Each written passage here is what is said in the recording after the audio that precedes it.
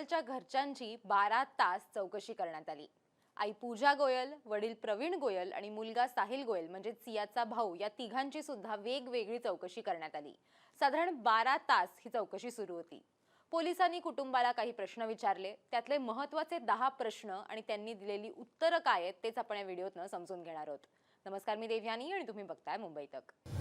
सिया केतनचं pre wedding shoot cancel झालं हे आपल्याला माहिती आहेच, पण शूटला जाण्यापूर्वी सिया गाडीत बसायला तयार नव्हती। सियाचा भाऊ साहिलनं तिला जबरदस्ती किंवा तिची समजूत काढून तिला गाडीत बसवलं होतं असं त्यांच्या तेव्हाच्या कॅब ड्रायव्हरनी सांगितलंय। शिवाय सिया आणि तिच्या भावाचं रावेतला केतन गाडीत बसायच्या आधीपर्यंत भांडण सुरू होतं असंही चालक म्हणाला होता। आता याच सियाच्या भावासंदर्भात आणि सिया केतनच्या नात्याबद्दल काही महत्त्वाची माहिती समोर आली आहे, जेव्हा गोयल कुटुंबाला प्रश्न विचारले गेले।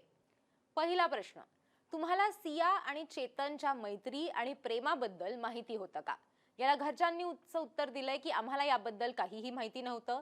सियानी आम्हाला चेतनबद्दल काहीही सांगितलं नाही, म्हणून आम्हाला हे पण माहिती नव्हतं की दोघांमध्ये प्रेमसंबंध होते की नाही। दुसरा प्रश्न, सियानी चेतनशी लग्न करण्याचा हट्ट केला होता का? सियानी आम्हाला कधी काही सांगितलंच नव्हतं की तिला चेतनशी लग्न करायचंय।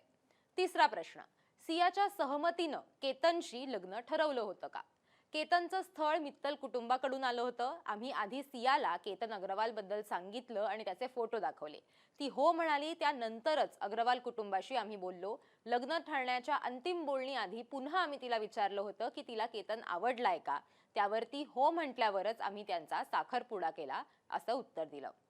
चौथा प्रश्न, सियाला केतनचा स्वभाव पसंत नव्हता का?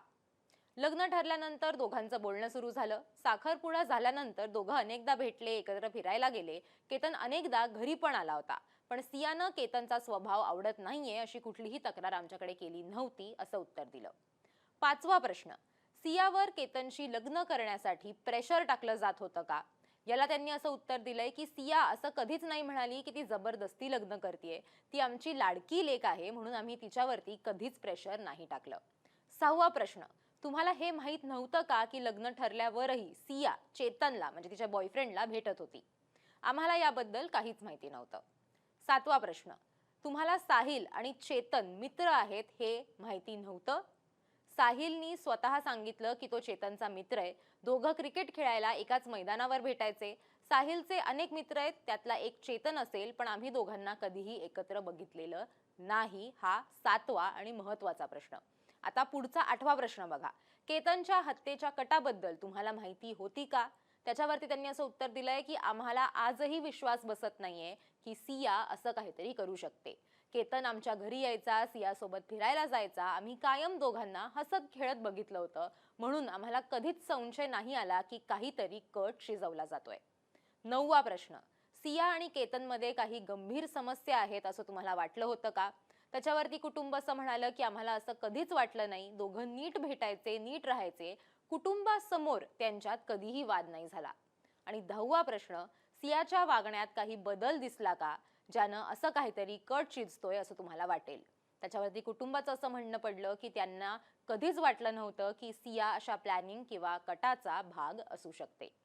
आता या सगळ्या प्रश्नांमधला एक महत्त्वाचा प्रश्न असा की पहिलं त्यांचं झालेलं भांडण म्हणजे सिया आणि तिचा भाऊ साहिल यांचं झालेलं भांडण, आणि दुसरं की साहिल हा चेतनला ओळखत होता, ते क्रिकेट खेळायला एकाच ठिकाणी जायचे।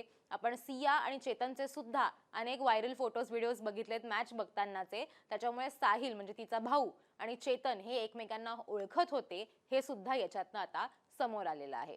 या 10 प्रश्नांमधनं पोलिसांना अनेक गोष्टींची क्लॅरिटी मिळाली आहे। 12 तास साधारण इन्व्हेस्टिगेशन सुरू होतं, त्याच्यातले हे 10 बेसिक आणि महत्त्वाचे प्रश्न होते।